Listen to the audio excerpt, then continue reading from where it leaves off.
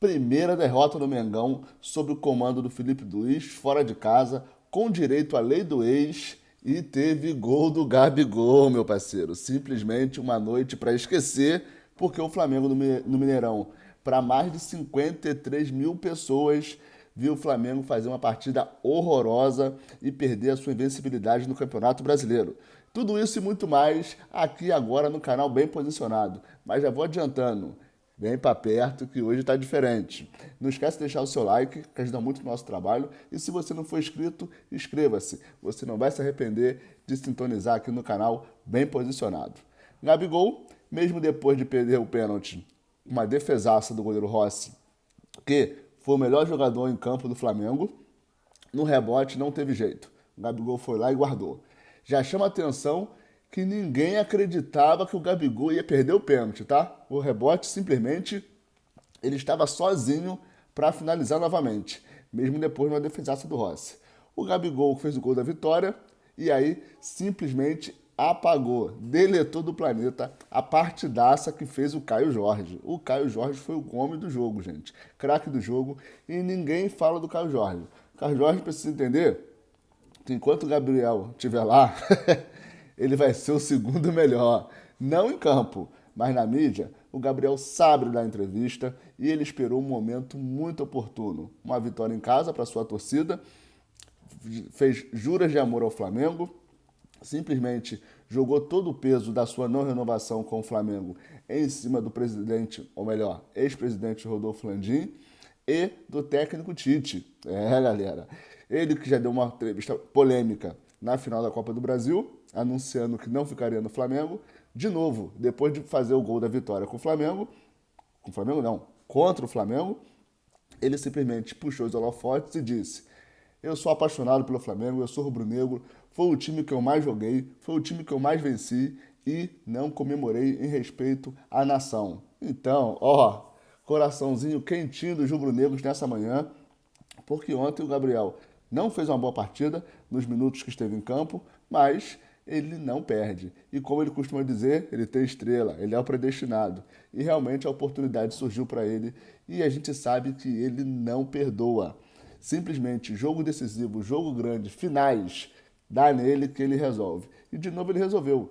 O pênalti foi nos acréscimos, ele converteu mal a cobrança de pênalti, mas no rebote conseguiu guardar. E aí, né, foi para a torcida, embora tenha levantado as mãos, os companheiros foram em cima dele, afinal de contas, vencer o Flamengo vai ser para poucos nesse Campeonato Brasileiro, e o Cruzeiro pode dizer: eu venci o melhor time do Brasil. Porque ao final da temporada, o Flamengo pode sagrar-se campeão e essa foi a primeira derrota do Flamengo no Campeonato Brasileiro. Mesmo fora de casa, tá? O Felipe Luiz vinha com uma invencibilidade aí de 7 jogos no campeonato, que acabou sendo interrompida ontem. Hoje começa uma nova jornada de preparação para o jogo de quarta-feira contra o Córdoba, lá na casa do adversário. Lembrando que esse danado, esse argentino, venceu o Flamengo aqui no Maracanã. E caso o Córdoba consiga vencer essa partida lá nos seus domínios, praticamente encaminha sua classificação com o primeiro do grupo. Então, o Flamengo precisa urgentemente não perder a partida, quem sabe um pontinho, mas um pontinho hoje não é o suficiente. O Flamengo precisa vencer o Córdoba para tentar lutar ainda para ser o primeiro do grupo na Libertadores.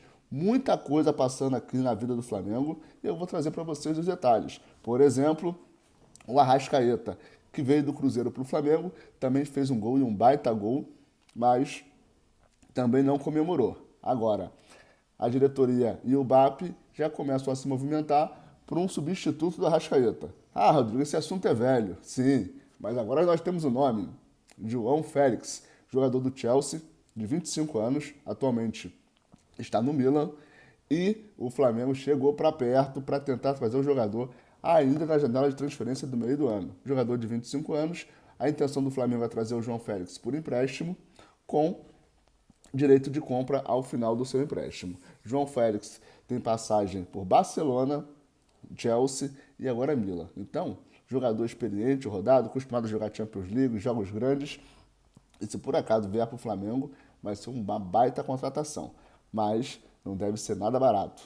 Então, galera, vamos ficar de olho aqui no canal bem posicionado para saber tudo o que vai acontecer Na Libertadores, agora quarta-feira, não dá tempo de chorar lágrima. Gabigol já é passado e o Flamengo precisa catar os seus cacos e se preparar para o jogo da Libertadores na quarta-feira. Que o Flamengo é um turbilhão de emoções, a gente sabe disso. Um dia ganha de 6, outro dia ganha de 4, no outro perde de 2-1, com direito à lei do ex e com direito ao Gabigol fazendo gol e fazendo muque contra a gente. Tá bom pra você?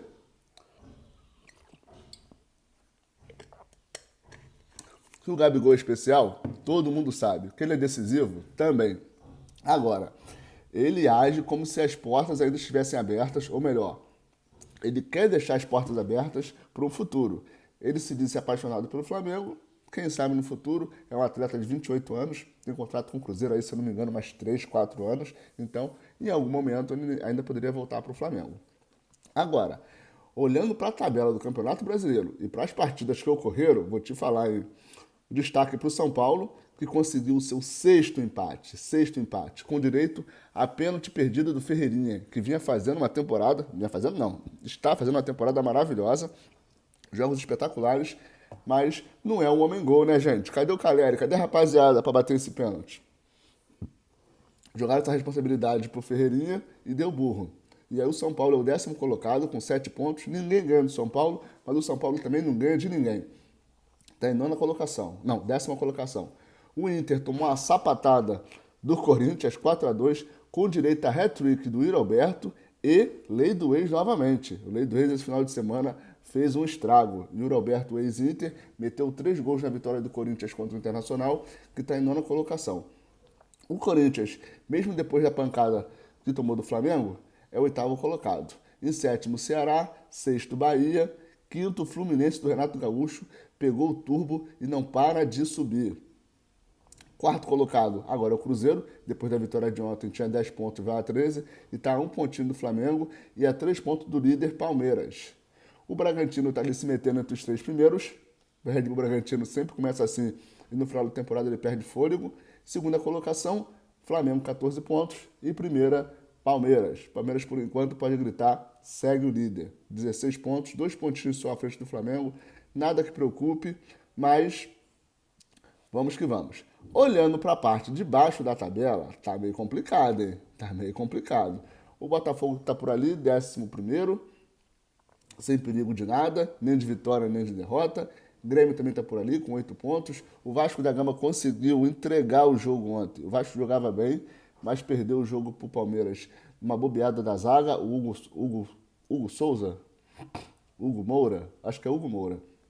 O volante, acho que até é ex-Flamengo, fez uma lambança e entregou de bandeja para quem? Estevão, que achou Vitor Roque dentro da pequena área sozinho. Foi só tocar para o fundo do gol, sem goleiro, e marcar o seu primeiro gol pelo Palmeiras. Será que agora o Tigrinho vai virar Tigrão? Porque até o momento ele só arranhou, não mordeu ninguém. Vida que segue. Depois veio o Juventude, 14º, que tomou aquela pancada do Flamengo. Mirassol começou bem, mas já está patinando, 15º.